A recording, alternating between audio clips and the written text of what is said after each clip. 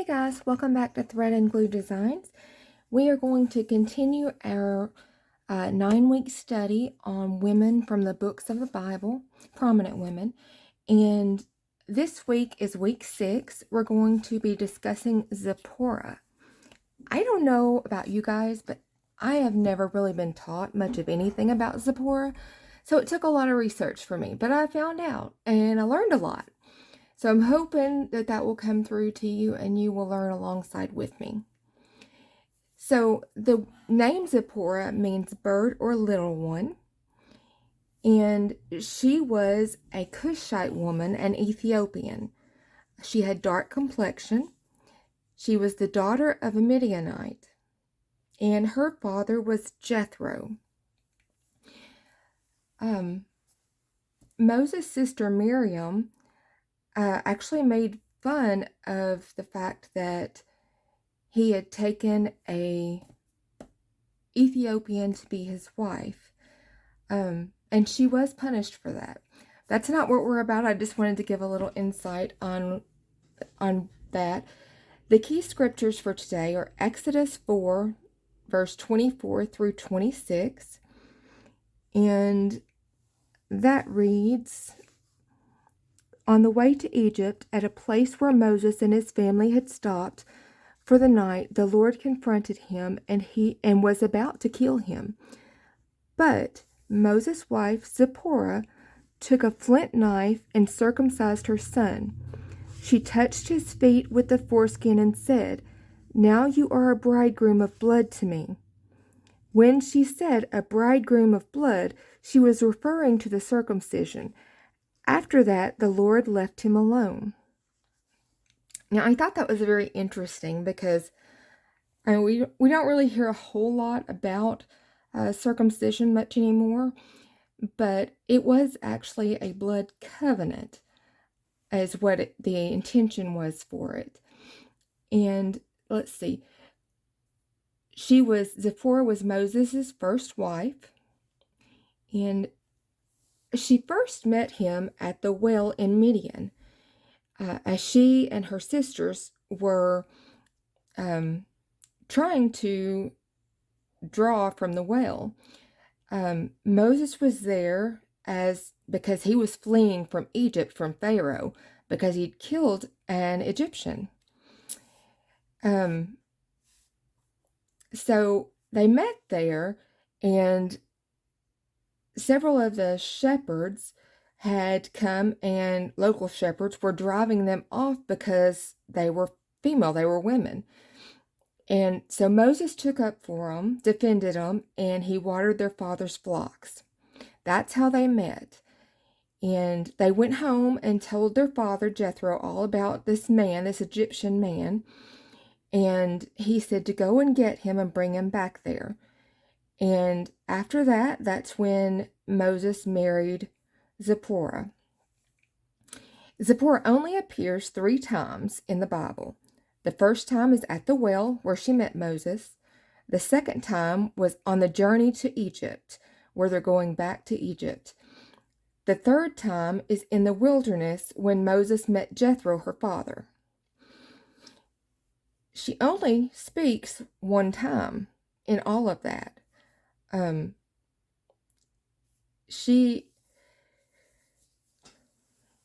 me get my words right here.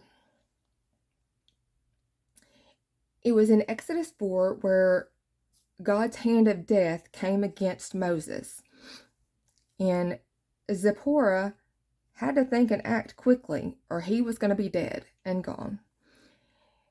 And she performed a circumcision on her son, and she tossed the foreskin at Moses. Now, this had to be a really bloody sight. You can imagine just a flint knife cutting the son's foreskin.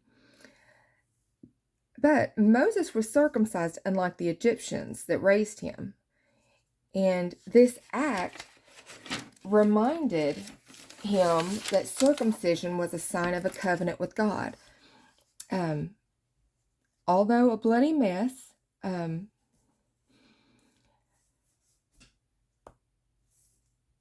probably the bloodiest mess since the Hebrew male children were massacred.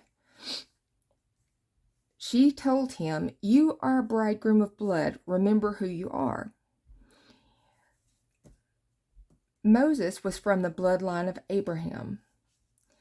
Circumcision to his son should have been done shortly after birth, but it wasn't. So his task was to go and save God's people in Egypt.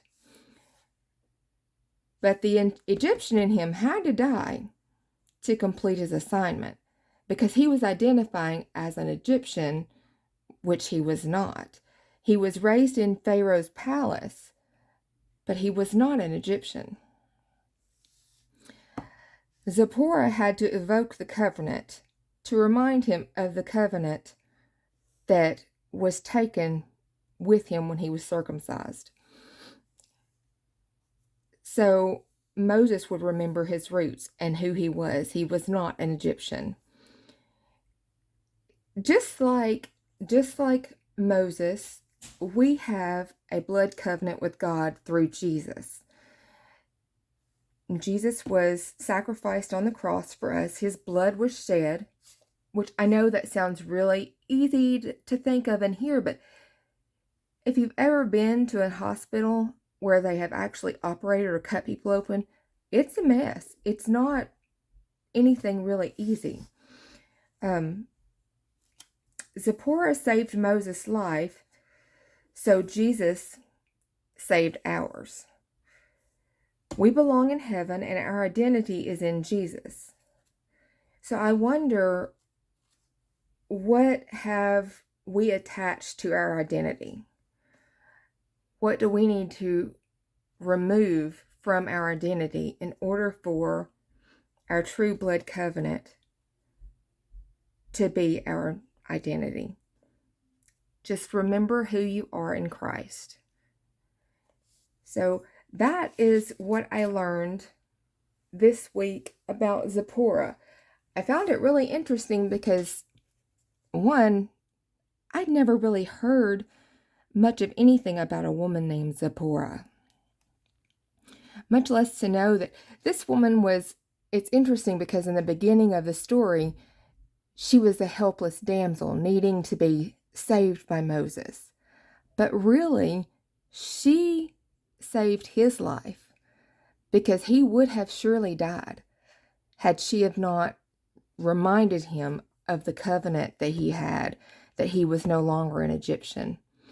So I thought that was pretty cool. That was really interesting to know, and it'll make me look at the act of a circumcision in a whole different light from now on.